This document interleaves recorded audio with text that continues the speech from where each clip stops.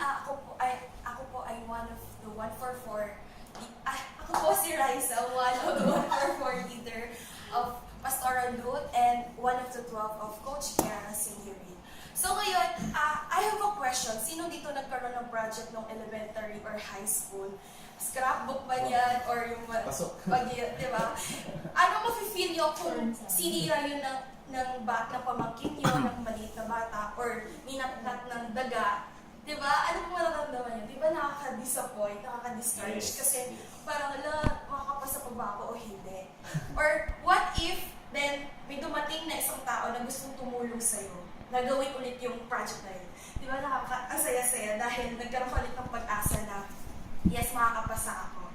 I wanna introduce to you this verse, John 10:10. The thief come only to steal, kill, and destroy. I have come that they may have life and have it to the full. So, meron dalawang plano dito sa verse na to. Magkakaroon tayo ng comparison. First is enemy's plan, o yung sumira ng project mo. Ano ba yung purpose ng enemy's plan? It's just to put you down.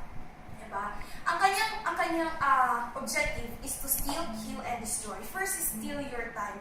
Imbes na, sa life natin, i-steal ng kaaway yung time natin para, imbes na mag-life group, imbes na mag-aral ng mabuti, diba? Yun ang kinukuha ng kaaway sa atin, yung time. And, yung i-kill yung peace of mind. Diba? Yung may argument sa mind natin na kinikill yun ng kaaway na magkaroon ng peace of mind, ay susunod ako sa leader kong ito. Pero, we still na meron tayong argumentation sa ating mind and destroy yung plans ng Lord para sa iyo. Diba? And you know what? Sa maliliit na bagay, may gawain yung kaaway. Like, delay actions will result to delay blessings. Naranasan niyo ba na devotion kayo na, ay sige, mamaya na lang. Pero actually, kung ginawa mo ngayon, meron ka ng blessings. Ibig sabihin, ninakaw na ng kaaway yung blessings na para sa iyo sa araw na yun. And second is Jesus' plan.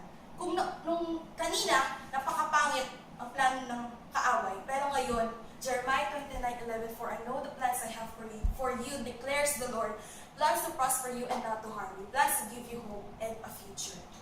Si Jesus, yun ang plano niya para sa iyo. Sabi niya, I have come that they may have life and have it to the full. Ibig sabihin, yung plano ng Lord sa iyo ay magkaroon ng abundant life. Hindi mo kukunin yung plano from the others, but only from Jesus. So ngayon, I challenge you na dapat magkaroon tayo ng conception doon sa dalawa na magkaiba ang plano ng kaaway at ng ating Lord. Kaya dapat piliin natin ang plano ng Lord para sa atin. Ayun lang.